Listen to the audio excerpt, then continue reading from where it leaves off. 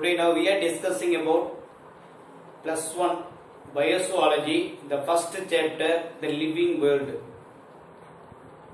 Okay, what is living na enna? Living அப்படினா என்ன சொல்லுவோம்? வாழும். அப்படி இல்லனா உயிர். World அப்படினா உலகம்.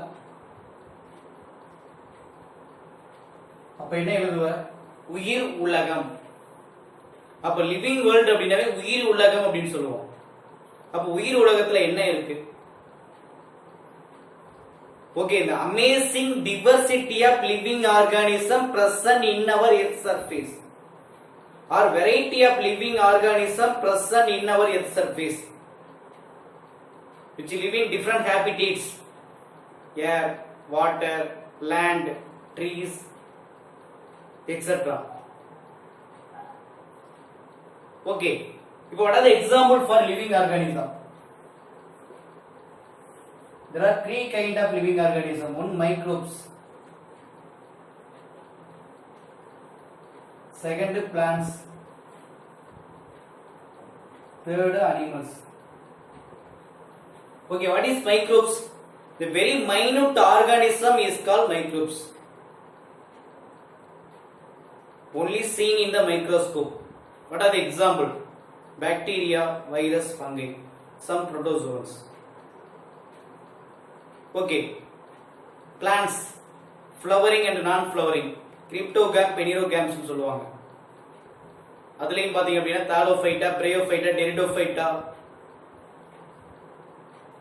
Okay, then gymnosperm and angiosperm, naked seeded plant, gymno, naked seeded plant. Angiosperm, seed enclosing. அதுல ரெண்டு டைப், மோனோகாட்டிலிடன், டைகாட்டிலிடன். இது ஒரு சைடு. இப்போ animals, invertebrata, chordata. Animals without backbone is called invertebrata. Animals having backbone is called chordata. What are the example for invertebrata phylum? What are the example for chordata phylum and subphylum? Okay, protozoa, porifera, coelenterata, platyhelminthes, aschelminthes, annelida, arthropoda, mollusca, echinodermata, but all phylum including invertebrata. Then chordata, backbone animal. It can classified into four subphylum: cephalochordata, urochordata, vertebrata. Okay, but vertebrata can classified into 5 classes: class fishes, amphibia, reptilia, aves, mammalia.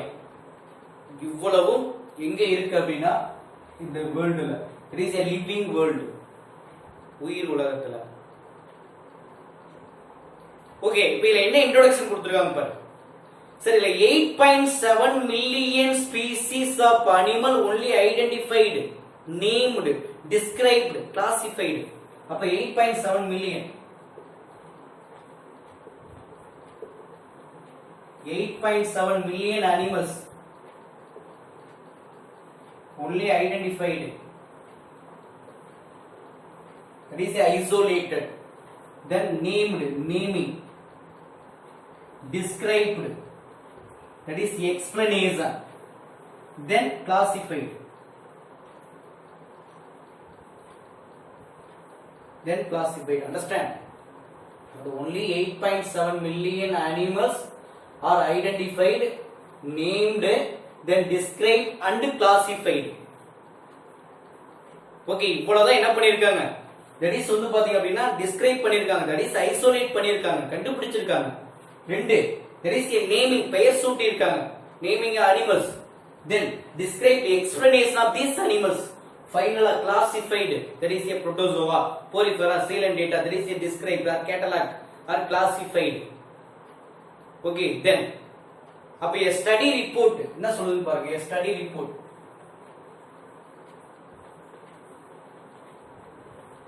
a study report என்ன சொல்லுது அப்படினா எவ்வளவு sir species?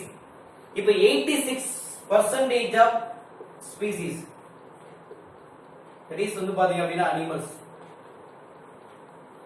Then 91% of sea animal, that is a land animal. 91% of species, that is a sea animal. Yet another same identified, named, described and classified. Okay, இன்னும் 86% of land animal and 91% of sea animal. It can get identified, கண்டுபிடிக்க வேண்டி இருக்கு. Then named, பெயர் சூட்ட வேண்டி இருக்கு. Then described, explain பண்ண வேண்டி இருக்கு. Then classified, separate categories பண்ண வேண்டி இருக்குங்கறாங்க. அப்ப இதுலயே highest category, highest positionல இருக்கக்கூடியது யார் சார் அப்படினு கேட்டா human. Human is the highest position for categories or classification. ஏன் protozoa ஆரம்பிச்சு mammals, protozoa, porifera, cylindrita, platyhelminthes, ascomyces, annelida, arthropoda, mollusca, echinodermata.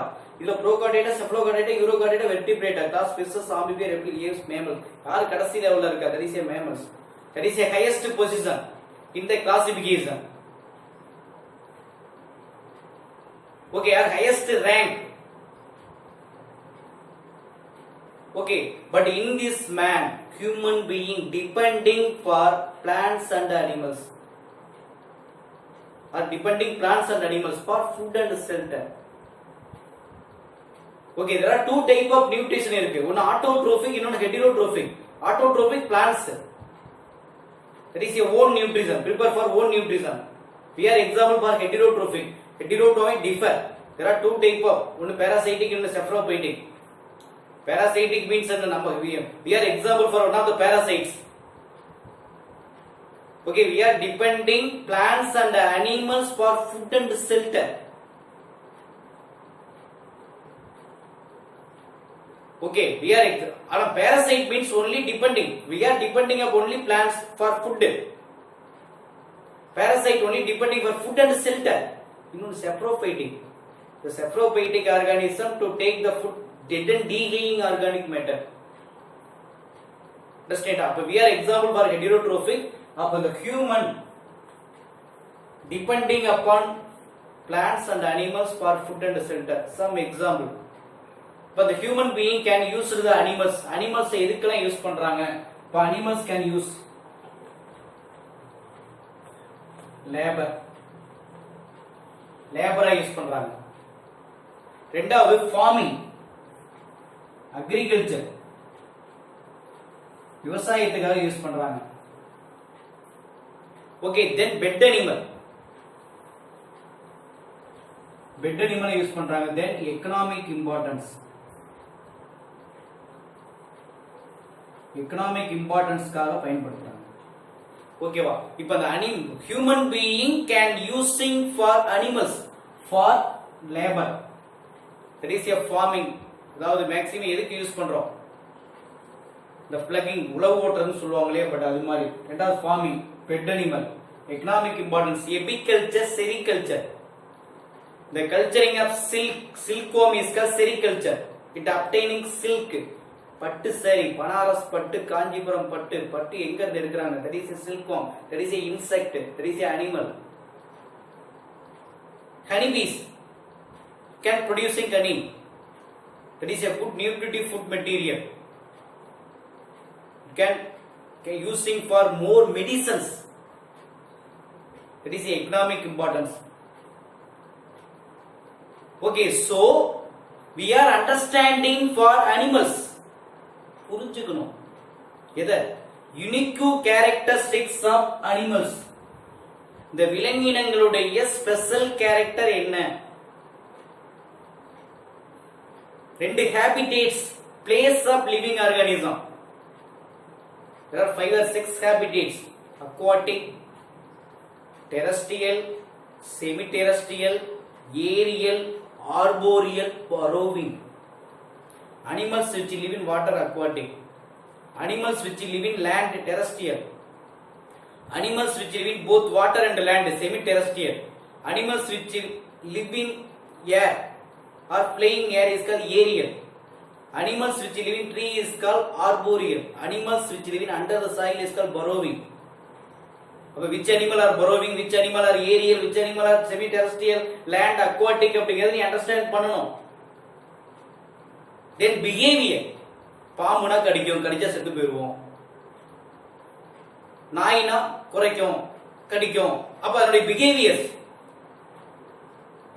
then evolutionary relationship, நமக்கு மங்கிக்கு என்ன தொடர்பு, நமக்கு பறவைக்கு என்ன தொடர்பு, relationship, that is the evolutionary relationship, gradual development of living organism. நான் சொன்னேன் ஃபர்ஸ்ட் புரோட்டோசோவா டு மேமல், எப்படி சார் ஸ்டெப் பை ஸ்டெப்பா இன்க்ரீஸ் ஆயிருக்கு, வளர்ந்திருக்கு. அப்ப எவல்யூஷனரி சிக்னிபிகன்ஸ். அப்ப என்னுடைய வந்து பாத்தீங்க அப்படின்னா என்ன சொல்லுவோம், எவல்யூஷனரி ரிலேஷன் சிக்னிபிகன்ஸ் பத்தி நம்ம என்ன பண்ணுவோம், அண்டர்ஸ்டாண்ட் பண்ணுவோம். ஓகே, அண்டர்ஸ்டாண்டா? ஓகேப்பா, இன் திஸ் சாப்டர்ல என்னென்னலாம் நம்ம ரீட் பண்ண போறோம், ஓகேவா? அப்படிங்கறத என்ன பண்றோம் நெக்ஸ்ட் கிளாஸ்ல பார்க்கலாம். Okay, thank you.